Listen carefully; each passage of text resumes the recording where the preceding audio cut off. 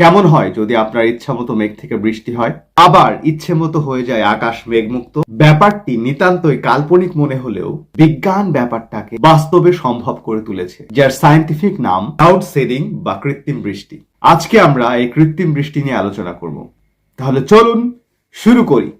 আসসালামু আলাইকুম, আমি মীর ফেরদৌস চৌধুরী আপনাদের সকলকে আবারও স্বাগত জানাচ্ছি। ক্লাউড সিডিং সম্পর্কে জানতে হলে প্রথমে মেঘ বা ক্লাউড কিভাবে তৈরি হয় এটা সম্পর্কে জানা অত্যন্ত জরুরি। পানির তিনটা রূপ থাকে: বরফ, পানি এবং বাষ্প। বরফ গলে পানি তৈরি হলে এই প্রক্রিয়াকে বলা হয় মেল্টিং। আবার পানি যখন বরফে পরিণত হয় তখন বলা হয় freezing.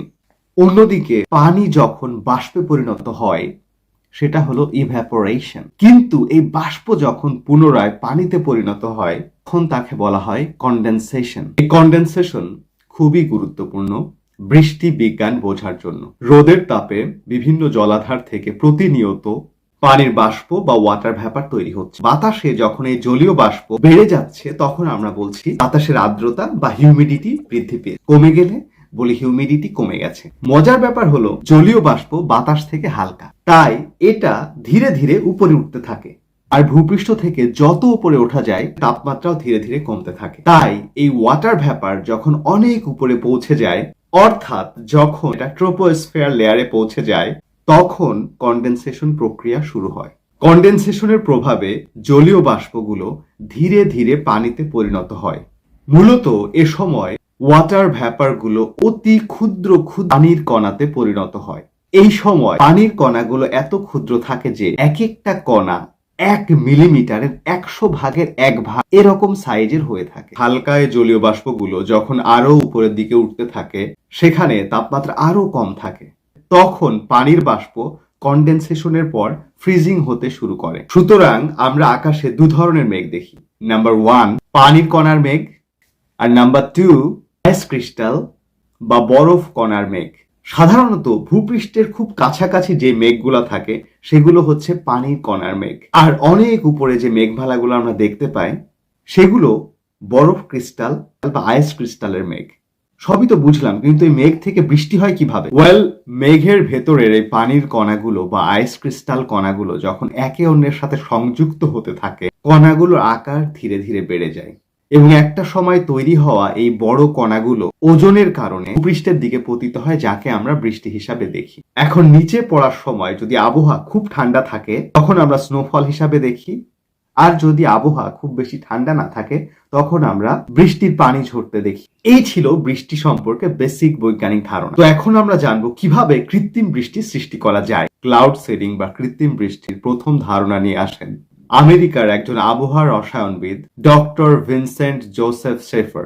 Doctor Vincent general electronics এর গবেষণা শাখাতে একজন বিজ্ঞানী হিসাবে কর্মরত ছিলেন। সে সময় তিনি শিলাবৃষ্টি এবং বিমান সংক্রান্ত বিষয় নিয়ে আলোচনা করছিলেন। গবেষণার কাজে তিনি এক বিশেষ ধরনের কোল্ড বক্স ব্যবহার করতেন। 1943 সালের কোনো একদিন যখন তিনি কোল্ড বক্সের খুব কাছাকাছি কাজ করছিলেন, হঠাৎ তিনি খেয়াল করলেন তার মুখ থেকে নির্গত হওয়া শ্বাস প্রশ্বাস যখনই কোল্ড বক্সের খুব কাছে যাচ্ছে সেটা ধীরে ধীরে পানির কণাতে রূপান্তরিত হচ্ছে। ব্যাপারটা তার কাছে খুব ইন্টারেস্টিং মনে হয়েছিল সে সময়। তাই তিনি কোল্ড বক্সকে আরো ঠান্ডা করার জন্য কোল্ড বক্সে কিছু ড্রাই আইস রাখলেন। ড্রাই আইস আবার কি? কার্বন ডাইঅক্সাইডের সলিড রূপকে বলা হয় ড্রাই আইস। কার্বন ডাইঅক্সাইডকে যখন -78 ডিগ্রি সেলসিয়াস তাপমাত্রায় নেওয়া হয় তখন এটা আইসের মতো রূপ ধারণ করে। যাই হোক, ড্রাই আইস রাখার পরেই ডক্টর ভিনসেন্ট দেখতে পেলেন আর মুখ থেকে বের হয়ে আসা শ্বাস প্রশ্বাসের ধোঁয়া আরো দ্রুত পানির কণাতে এবং সেই সাথে আইস ক্রিস্টাল কণাতে রূপান্তরিত হচ্ছে, ঠিক যেমনটা মেঘ থেকে বৃষ্টি হওয়ার সময় হয়। ঘটনাটা আরো ভালোভাবে বোঝার জন্য তিনি প্রায় দীর্ঘ 3 বছর গবেষণা করেছিলেন এবং তিনি এরপরে উপসংহার টানলেন কৃত্রিমভাবে ঠান্ডা আবহাওয়া সৃষ্টি করলে জলীয় বাষ্পকে খুব সহজেই পানিতে রূপান্তরিত করা সম্ভব। এবং ডক্টর ভিনসেন্ট তার এই গবেষণা লব্ধ ফলকে বাস্তবে প্রয়োগ করতে চাইলেন। তিনি পরিকল্পনা করলেন যদি আকাশের মেঘকে ড্রাই আইস দিয়ে ঠান্ডা করে দেয়া যায় তাহলে খুব সহজেই মেঘ থেকে বৃষ্টিপাত ঘটানো সম্ভব। 13 নভেম্বর 1946 সাল ডক্টর ভিনসেন্ট নিউ ইয়র্ক থেকে একটা বিমান উড়ালেন এবং তিনি সাথে নিয়েছিলেন 2.5 কেজি ড্রাই আইস। বিমানটি যখন মেঘের উপর দিয়ে উড়ে যাচ্ছিল তখন সেই মেঘের উপরে ছিটিয়ে দেওয়া হয়েছিল ড্রাই আইস। এরপরই ঘটলো বিজ্ঞানের সব থেকে গুরুত্বপূর্ণ একটা ঘটনা। ডাক্তার ভিনসেন্ট এবং তার দল দেখতে পারলেন ড্রাই আইস ছেটানোর কিছু পরেই মেঘ থেকে ভারী বর্ষণ এবং শিলাপাত হচ্ছে। এভাবেই মানব জাতির ইতিহাসে সর্বপ্রথম কৃত্রিম বৃষ্টি সৃষ্টি করেছিলেন ডক্টর ভিনসেন্ট এবং তার দল। আর এই কারণেই ক্লাউড সিডিং বা কৃত্রিম বৃষ্টির জনক হিসাবে ডক্টর ভিনসেন্টের নামই সর্বপ্রথম চলে আসে। সমসাময়িক সময়ে এমআইটি এর একজন পিএইচডি গবেষক ডক্টর বার্নার্ড ভর্নগুটো জেনারেল ইলেকট্রনিক্স এর রিসার্চ ইউনিটে কৃত্রিম বৃষ্টি নিয়ে গবেষণা করছিলেন, কিন্তু তিনি এই কাজে ড্রাই আইস ব্যবহারে আগ্রহী ছিলেন না। কৃত্রিম বৃষ্টির বিজ্ঞান তিনি আরো গভীরভাবে বোঝার চেষ্টা খুঁজে বের করার চেষ্টা করেছিলেন ঠান্ডা পরিবেশ সৃষ্টি করা ছাড়াও আর কি কি বিষয় আছে যা পানির কনডেনসেশনকে প্রভাবিত করতে পারে। তিনি দেখতে পারলেন কনডেনসেশন অর্থাৎ বাষ্পকে পানিতে রূপান্তরিত হতে হলে একটা নন গ্যাসিয়াস সারফেসের প্রয়োজন হয়, যেখানে বাষ্পগুলো জড়ো হয় এবং পানিতে পরিণত হয়। তখন তিনি আরো চিন্তা করলেন, আচ্ছা, যখন ডাক্তার ভিনসেন্ট শেফার্ড ড্রাই আইস দিয়ে বৃষ্টি তৈরি করলেন তখন কি কোনো ধরনের গ্যাসিয়াস সারফেস ব্যবহার হয়েছিল? এবং তিনি দেখতে পারলেন সে সময়ও নন গ্যাসিয়াস সারফেসের প্রয়োজন হয়েছিল কনডেনসেশনের জন্য। বাতাসে বিদ্যমান ডাস্ট পার্টিকেল এবং ধূলিকণা সে সময় নন গ্যাসিয়াস সারফেস হিসাবে কাজ করেছিল। ডক্টর বার্নার্ড তার এক্সপেরিমেন্টে এও দেখেছিলেন খুব ঠান্ডা পরিবেশ যেমন -10 ডিগ্রি সেলসিয়াস তাপমাত্রাতেও জলীয় বাষ্প বাষ্পই রয়ে যাবে যদি এটা কনডেনসেশন হওয়ার জন্য কোনো নন গ্যাসিয়াস সারফেস না পায়।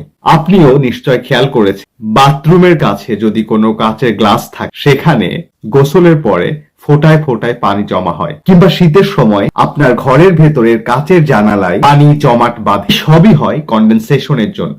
ঘর অনেক বেশি হিউমিডিফাইড থাকে, অর্থাৎ ঘরের ভেতরে অনেক বেশি জলীয় বাষ্প থাকে, এবং যখনই এই জলীয় বাষ্পগুলো ঠান্ডা জানালায় এসে জড়ো হয় কনডেনসেশনের ফলে এই জলীয় বাষ্প তখন জানালার গ্লাসে পানিতে পরিণত হয়। ঘটনাগুলোতে কাচের জানালা কনডেনসেশনের জন্য সারফেস বা তল সরবরাহ করছে, ফলে খুব সহজেই কনডেনসেশনের ফলে জলীয় বাষ্প পানিতে পরিণত হচ্ছে।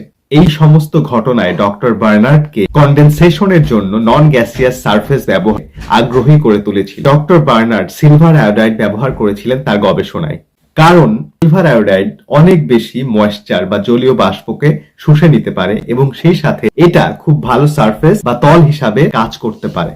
ডক্টর ভিনসেন্টের মতো ডক্টর বার্নার্ডও একদিন আকাশে বিমান উড়ালেন আর সাথে নিলেন সিলভার আয়োডাইডের ন্যানো পার্টিকেল এবং ছিটিয়ে দিলেন আকাশের মেঘের উপর। মেঘের ভেতরের পানির কণা খুব সহজেই সিলভার আয়োডাইডে সঞ্চিত হয়ে শুরু হয়ে গেল বৃষ্টি। এভাবেই দুজন বিজ্ঞানীর অনুরাগ এবং বিজ্ঞানের প্রতি আগ্রহ থেকেই মানব জাতি রপ্ত করেছিল কৃত্রিম বৃষ্টির কৌশল। মেঘের উপরে বিমান উড়িয়ে ক্লাউড সিডিং করা একটা ব্যয় সাপেক্ষ ব্যাপার, আর এই কারণেই বর্তমান ড্রোন উড়িয়ে কি নিচে থেকে নির্দিষ্ট উচ্চতায় রকেট নিক্ষেপ করেও ক্লাউড সিডিং করানো হয়। বিভিন্ন দেশ এই প্রযুক্তি ব্যবহার করছে, তবে সব থেকে বেশি ব্যবহার হয় চায়না, ইউনাইটেড আরব এমিরেটস, সৌদি আরাবিয়া, যুক্তরাষ্ট্র ইত্যাদি দেশে। হয়তো কৃষি এবং প্রাকৃতিক প্রয়োজনে আমাদের দেশেও একদিন করা হবে ক্লাউড সিডিং। সেই শুভ দিনের প্রত্যাশায় আজকে বিদায় নিচ্ছি। দেখা হবে নতুন কোনো আলোচনায়। আসসালামু আলাইকুম।